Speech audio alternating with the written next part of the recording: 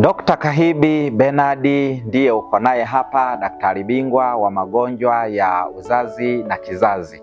Kama unapenda mada hizi ambazo nimekuwa nikizitoa kuhusu afya ya uzazi, basi usipite pasipo kubonyeza kitufe cha neno subscribe, ili ninapoweka video tu kuhusiana na mada fulani uwe wa kwanza kufikiwa na video hiyo. Sasa leo tuna mada muhimu sana inayoongelea kuziba kwa mirija, sababu ya ugumba kwa wanawake. Je, unapata mimba kwa shida? Huenda tatizo inaweza ikawa isiwe ni bahati mbaya. Mirija yako inawezekana ikawa imeziba. Na kama mirija yako basi imeziba, ni nini kinachoweza kukufanya wewe ujue kwamba mirija yako imeziba? Moja ya mambo ambayo nitakwenda kuyaeleza hapa yatakufungua wewe ili uweze pengine kwenda kufanya kipimo cha mirija, kwa maana ya kuangalia kama mirija yako inaziba.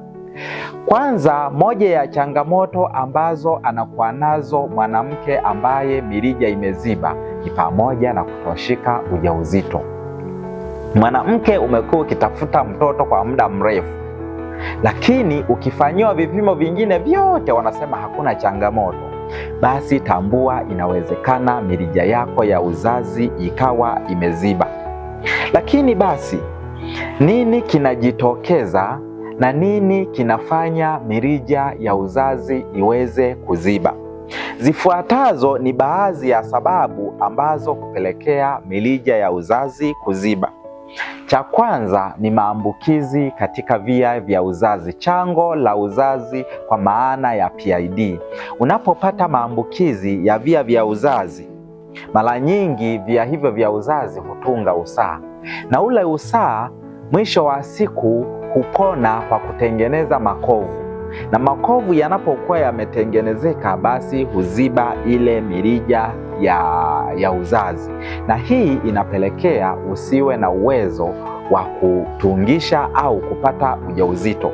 Sababu nyingine inayosababisha mirija kuziba ni maambukizi ya magonjwa ya zinaa. Kwa mfano, maambukizi ya kaswende, kisonono, klamidia. Haya ni magonjwa ambayo yamefanyiwa utafiti yakaonyesha kwamba unapokuwa umeyapata husababisha kuziba kwa mirija. Lakini sababu nyingine, inawezekana ulifanyiwa upasuaji.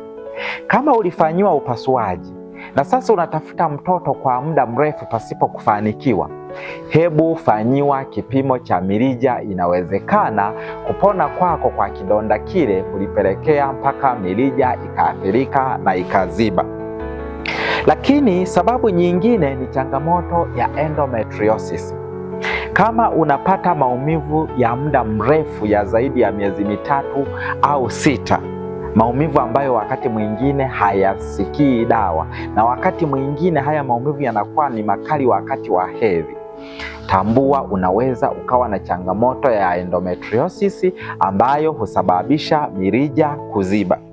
Lakini ukiachana na tatizo hilo na sababu hiyo ya endometriosis, kuna baadhi ya watu huzaliwa mirija yao inakuwa imeziba, haijafunguka. Na unapokuwa umepata changamoto hiyo, sio rahisi sana kwa wewe kuweza kubeba ujauzito. Sasa ni wakati gani ambapo unatakiwa kufanya kipimo? Unapokuwa umetafuta mtoto kwa miezi 6 au mwaka mmoja, unapokuwa na maumivu ya muda mrefu ya tumbo la chini pamoja na nyonga, unapokuwa na changamoto wakati mwingine ya hedhi kutokuwa vizuri, basi hakikisha unakwenda kwa ajili ya uchunguzi wa vipimo vya mirija. Na ungependa kujua ni vipimo vipi ambavyo kwa kawaida hutumika kupima mirija? Kipimo cha kwanza ambacho hutumika kupima mirija kinaitwa HSG. Kitaalamu kinaitwa hysterosalpingography. Hiki kipimo ni kipimo cha aina gani? Hiki kipimo ni cha X-ray ya mirija ya uzazi. Kipimo hiki utaulizwa uende hospitali, na ukifika utawekewa kipimo cha kufungua mlango wa kizazi. Kuna dawa itakayowekwa kwenye mfuko wako wa kizazi. Wakati huo kipimo cha x-ray kinapigwa. Kile kipimo kitaonyesha kama dawa ile inapita kwenye mirija, na endapo dawa hii ikipita kwenye mirija, basi picha za x-ray zitaonyesha dawa hiyo imepita. Na hiki ndicho kipimo cha usahihi sana na cha lazima sana. Kipimo kingine ambacho wapaswa kukifanya ni kipimo cha ultrasound. Ultrasound hii inafanyikaje? Kwa wale wataalamu wa ultrasound, kuna kipimo kinaitwa transvaginal ultrasound. Unachotakiwa kukifanya, unafungua mlango wa uzazi wa mwanamke, unaweka ile kanyula kwenye mlango wa kizazi, utapitisha maji ya normal saline. Unapopitisha maji ya normal saline, wakati huo probu iko kwenye sehemu ya tumbo la uzazi wa mwanamke, basi utaona ile mirija yako maji yatakuwa yanamwagika, yanaondoka ndani ya tumbo la mwanamke. Hivyo itakufanya wewe ujue kwamba mirija yako iko vizuri. Lakini kipimo kingine kinaitwa laparoscopic. Laparoscopic ni kipimo cha matundu ambacho utafanyia upasuaji mdogo wa matundu, ambacho kitamwezesha mtaalamu kuweza kuangalia kama mirija yako imeziba.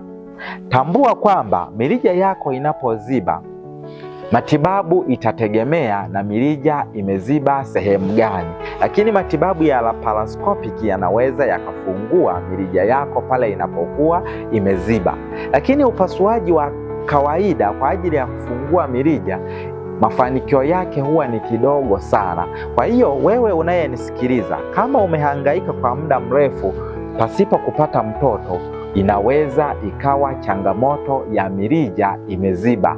Fanya utafiti, fanya matibabu, fanya uchunguzi ili uweze kujua kama mirija yako iko salama. Endelea kunifuatilia katika mtandao wa YouTube. Usisahau kubonyeza kitufe cha subscribe ili upate mwendelezo wa masomo mengine yatakayofuata. Asante kwa kunisikiliza. Dr. Kahibi, daktari bingwa wa kina mama.